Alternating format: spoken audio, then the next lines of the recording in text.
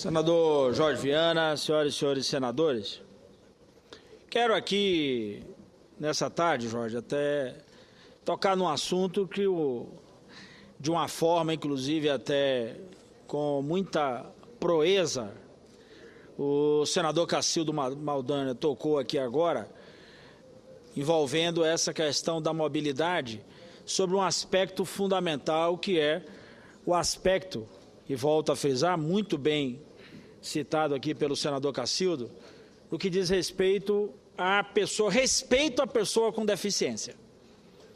Eu sempre tenho dito, senador Cacildo, que um dos grandes problemas da cidade de Salvador, por exemplo, ela é uma cidade que não tem passeio. Uma cidade que foi feita para quem anda de carro. Não é uma cidade planejada para permitir o deslocamento por parte do pedestre. E muito menos para atender a essa necessidade de 24% da população.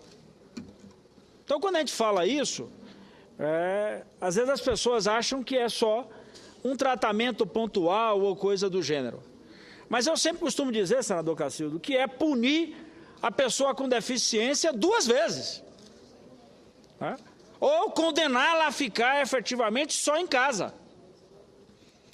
Então, esse é um dos absurdos. Eu me recordo que numa determinada etapa da minha vida profissional, a gente se deparou com problemas. Eu venho de uma empresa que era obrigada a fazer muito planejamento para adoção de sistemas, para expansão de sistemas. E tem, até hoje está aí o nosso companheiro Jaime, um arquiteto, que terminou sofrendo um acidente. E uma certa feita eu tive lá no setor de engenharia e no setor de planejamento, e Jaime na prancheta, sentado, chegou para mim e disse: Pinheiro, agora eu estou entendendo, e me dizia ele, senador Cacildo, como uma pessoa com deficiência sofre. E ele pegou e fez um desenho de um sanitário, de um banheiro em um grande shopping.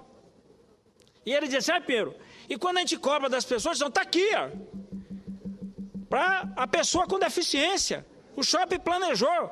Aí Jaime me dizia: mas olha, o vaso, o local onde a pessoa com deficiência vai, Pinheiro, ele está na diagonal do banheiro.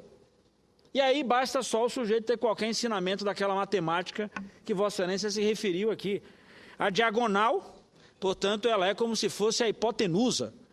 E na matemática nós aprendemos que, principalmente na geometria, que a hipotenusa é a soma do quadrado dos catetos, portanto é a distância mais longa. Aí você ainda diz: mas eu atendi a pessoa com deficiência. Mas bota ela para percorrer a maior distância. Então, essa coisa acontece no planejamento das cidades. No momento que nós estamos discutindo mobilidade, senador Cacildo. Aí precisamos botar metrô, melhorar o sistema de ônibus, aumentar as vias. Aí quando nós vamos discutir, tá bom, e os equipamentos para a pessoa com deficiência? Nós não temos 24% dos transportes públicos equipados com estrutura para atender a pessoa com deficiência. Mas nós temos 24% da população, tá, de pessoas com deficiência. Pois não, senador Cacildo?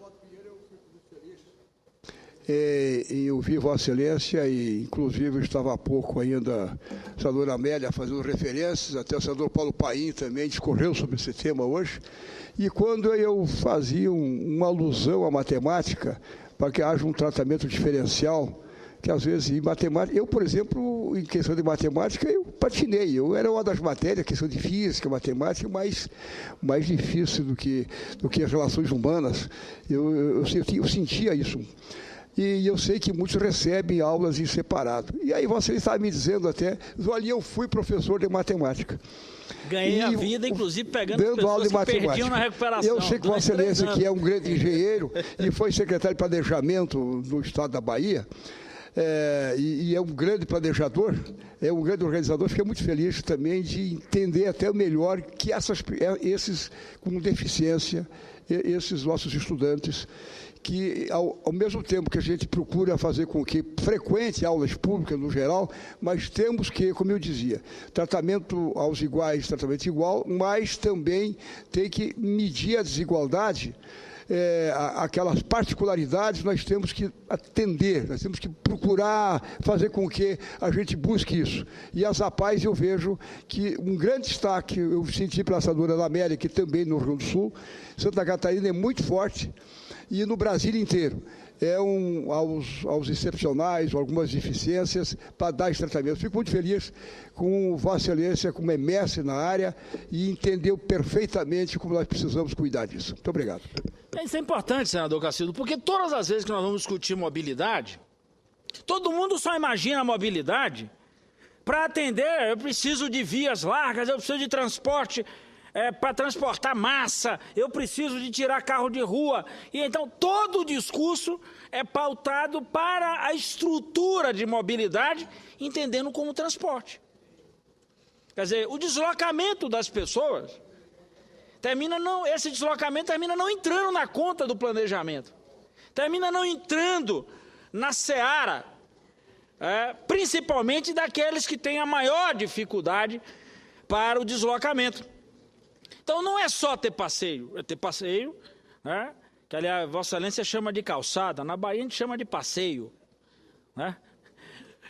Não é só ter o passeio, é ter o passeio largo, é ter o passeio com equipamentos. Por exemplo, senador Cacildo, nós estamos discutindo lá no estado da Bahia a possibilidade de levar para o estado uma empresa que fabrica equipamentos que são conhecidos como sinaleiras ou com outro batizado, com outros nomes, por aí afora.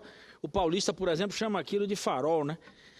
Na Bahia, se a gente for procurar um farol, senador Aloysio, a gente vai andar muito em São Paulo procurando um farol, porque farol é sinaleira, para paulista é farol, mas aí na Bahia tem farol de Itapuã, por isso que eu estou dizendo. A sinaleira lá em São Paulo é o farol, que não deixa de ser um farol. Mas acontece o seguinte, o que é que nós estamos tentando com isso? Por exemplo, aí o sujeito pega para uma pessoa que vai lá atravessar a rua, vamos pegar aqui vamos na brincadeira com um dos primos nossos lá, Eudes, que ele costuma dizer assim, Pedro, eu sou o cego mais ágil que tem, ainda fica brincando com a gente. Mas você bota um sinal, aí você fala, mas a gente botou um sinal sonoro. Sim, e na hora que estiver apitando que vai fechar o tal da sinaleira ou o tal do farol, essa pessoa com deficiência vai sair correndo, né? Eu quero saber como é que ele vai correr. Então, você precisa ajustar isso. Um dos pontos que nós estamos sugerindo a esses fabricantes de sinaleiras é botar um dispositivo, meu caro Pedro Táxi, que enquanto essa pessoa atravessa, é emitido um sinal para que esse momento, ou seja, o fechamento para o pedestre só se processe quando ele chegue do outro lado da rua, quando ele chegue na calçada, quando ele já tenha atravessado a rua como um todo. E a outra questão, por exemplo, surdos e mudos. Imagine, um surdo e mudo chega num hospital, ele não consegue ler as placas. Não tem placa, não tem sinalização em Libra. Aí ele vai ter que conversar com alguém, ou então ele tem que andar com um tradutor de Libra a tiracolo. Quando ele vai para consulta com o médico, ele tem que levar uma pessoa para acompanhar, para poder traduzir, senador Mozarildo. Há, inclusive, em teste já na página da Câmara, inclusive, e eu estou pedindo para ver se a gente faz na página do Senado, o uso de um avatarzinho, um sistema que permite fazer toda a tradução nos dois sentidos. Fazer a leitura dos sinais e traduzir para texto, e fazer a tradução dos textos para a Libra, para permitir que qualquer cidadão desse, inclusive, possa adentrar a página da Câmara dos Deputados, a página do Senado, chegar num hospital, poder dialogar com o médico e, portanto, ali, enquanto ele dialoga, vai traduzindo em sinais. Nós estamos usando isso, senador Jorge, experimentalmente na página da Câmara, desenvolvido por brasileiros. Esse software foi desenvolvido por brasileiros. Então, portanto, ajustar tudo isso a esse sistema de mobilidade. E eu estou me referindo com incidência na mobilidade, porque nós estamos fazendo investimentos enormes.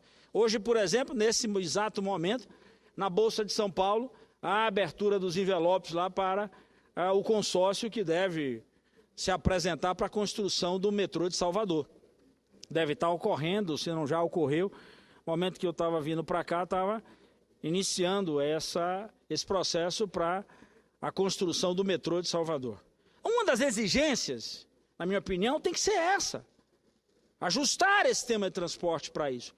Você imaginar, pensar o deslocamento nas cidades, pensar nas vidas. Outro exemplo que eu dou permanentemente em Salvador, senador Jorge Viana, nós temos numa localização hoje que, na minha opinião, é o cotovelo da cidade.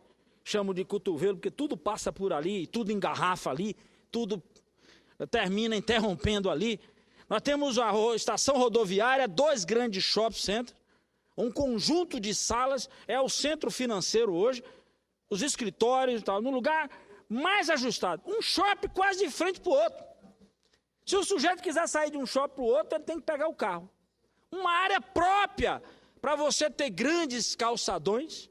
Estou até usando aqui já o exagero de linguagem, que o calçadão por si só já é grande. Não tem árvore, não tem nem passeio, quanto mais calçadão. Aí eu cansei de ver a Secretaria de Desenvolvimento Urbano da Bahia. Funciona num prédio que é perto desse lugar. Já. E eu perguntava aos técnicos lá, vocês meio-dia aqui no horário do almoço, vocês vão para o shopping almoçar, vocês vão a pé? Eles não tem como. De junto. Então, isso acontece em todas as cidades.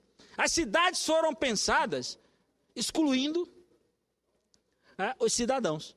As cidades foram pensadas de maneira que não leve em consideração o chamado deslocamento a pé. Salvador tem vários trechos que os trabalhadores se deslocam a pé para o trabalho, mas vão fazendo um verdadeiro zigue-zague.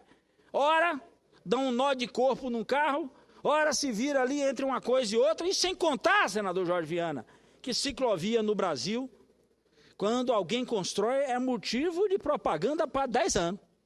Vira uma verdadeira festa. Então, portanto, eu fico aqui esse chamamento para que a gente possa discutir esse tema. Esse foi um debate que nós fizemos aqui exaustivamente sobre a questão da importância da mobilidade, os investimentos, a aplicação de recursos, a possibilidade de repensar as nossas cidades, de dotar o sistema público de transporte. Aliás, esse foi um dos temas, Jorge, mais cobrado nas chamadas manifestações de ruas ocorridas no Brasil no último mês de junho. Portanto, esse foi um dos temas mais cobrados. Que é o cara dizer assim, mas a minha vida melhorou. Vossa Excelência é testemunha do que eu disse, inclusive a presidenta Dilma, mas melhorou dentro de casa. A vida degradou na rua. Eu tenho um emprego, mas passo 6 horas dentro do ônibus. Eu consegui comprar um carrinho, mas não tenho como botar na rua para andar. Eu melhorei minha vida, mas não tenho como me deslocar nas cidades. Portanto, há um preço caríssimo. O transporte público no Brasil é um dos mais caros do mundo. De péssima qualidade. Com todo o sistema de tecnologia adotado. Tem ônibus até biarticulado, tem ônibus que agora até com sistema hidráulico, com sistema de não sei das quantas, mas continua bonitinho e ordinário. Então, portanto, o conceito de mobilidade tem que levar em consideração o aspecto ser humano e não somente asfalto, concreto, viadutos ou coisa do gênero. Se a gente não conseguir traduzir essa questão da mobilidade para, na inteireza da palavra, conceber como o velho direito de ir e vir, de se mover, né, inclusive no que diz respeito a preço de tarifa e condições para que isso se processe. Se não fizermos isso, é melhor a gente mudar o nome de mobilidade para uma verdadeira imobilidade urbana ou degradação urbana que vai se consolidando cada vez mais no Brasil. Muito obrigado, senhor presidente.